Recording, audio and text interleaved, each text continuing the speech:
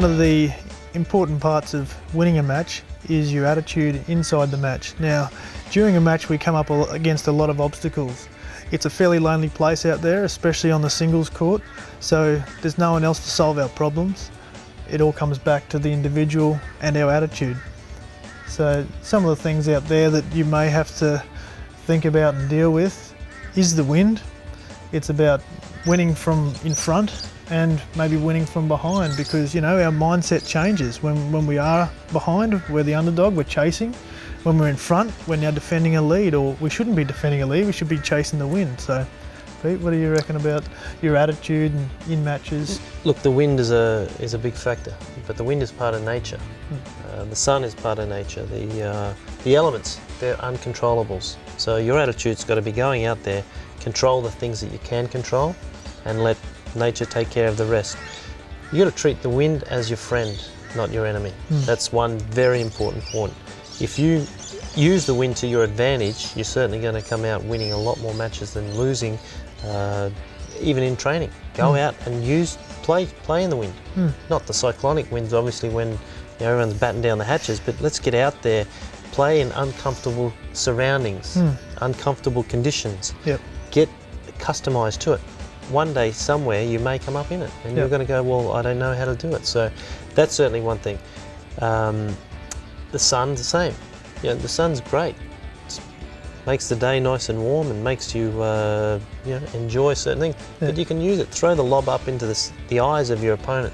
Make them see the sun more than the ball, so forth. But as for yourself, you can certainly put your hand up and wear a hat, and you've got different things you can do to combat the negative side, I guess, of blaming the sun, blaming the wind, and so forth. So they're easy ones, really. But sometimes just getting your mind around it to just to be able to handle it in not blaming, taking your attitude needs to be, okay, I'm going to use that sun, although it's in my eyes, I'm going to use it down the other end. Well, the other end, it's down in the other person's eyes, so for sure. So especially, I know when I watch you play, Pete, when he changes ends and he knows he's going to be up in the sun, a lot of people just walk down there and have their first serve. All of a sudden they're starry-eyed because they've just looked straight into the sun, they've had a swing and maybe hit an average serve. But Pete, you walk down there, you throw it up a couple of times, you work out where your ball toss is going to be, and where the sun is obviously even changes between 3 games ago when you were down the other end. That's right. And then your first serve, you're not just trying to find the ball in the sun there. You've learnt to play with that sun or with the wind or whatever. Yeah, well, the wind, again, with passing shots. If the wind's blowing from left to right, then you've got to use the wind to allow for that passing shot to maybe drift and still become in, and a floating ball's going to get punished by the wind a little bit more and be pushed wide. So there's certainly some things that you've got to allow for when playing those conditions. So here's a question: hitting say with the wind, your tendency is probably to back off and poke, but that's probably something where you should actually be hitting through. You brought it up in the opening there with winning from the lead. Well, in a way, the wind's got to be to your advantage. But you're right, you get a bit tentative and a bit pushy. It comes back to positioning on the court. If you're not in good position, the ball may nearly bounce twice. So you got to understand where you are, move up in the court, have good footwork, work the point, work the ball with the shape that then's going to give you the chance to be able to put it away from up near the net, be a little bit closer or what. But from the other end, the guys come out swinging a little bit harder.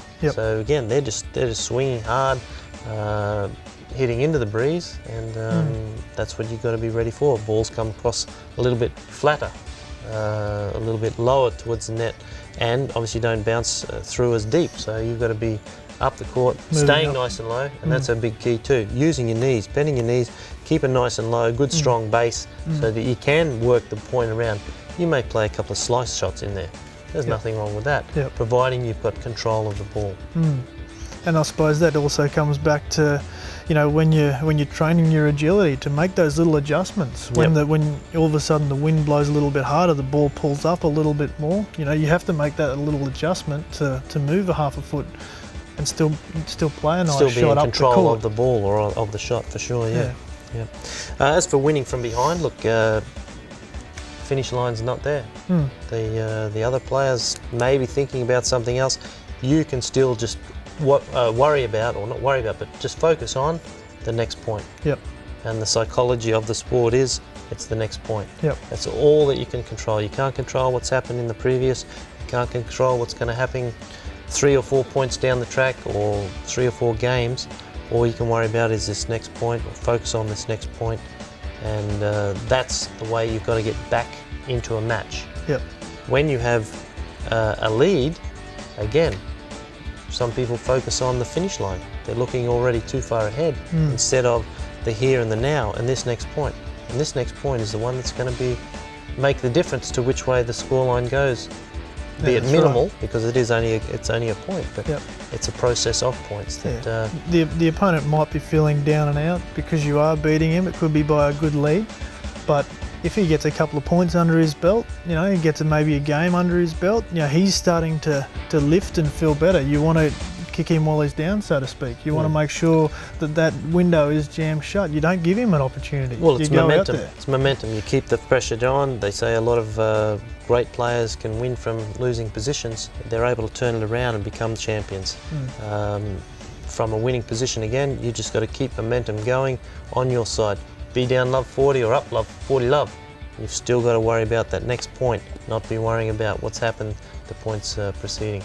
And I suppose back on to winning from behind is don't feel that you're down and out, that the match is already over just because it's 5-2 or whatever. There's still an opportunity there. I've seen a lot of matches. We saw one a couple of weekends ago. First set 5-1, wasn't it? This girl was up, lost it 7-5. Second set she was up 5-1 again, lost it 7-5. She obviously thought that she'd done enough to deserve the set. In this case, she just clamped up, and from the person losing, don't ever think it's over. Just hang in there, and things can turn around. That's the beauty of tennis.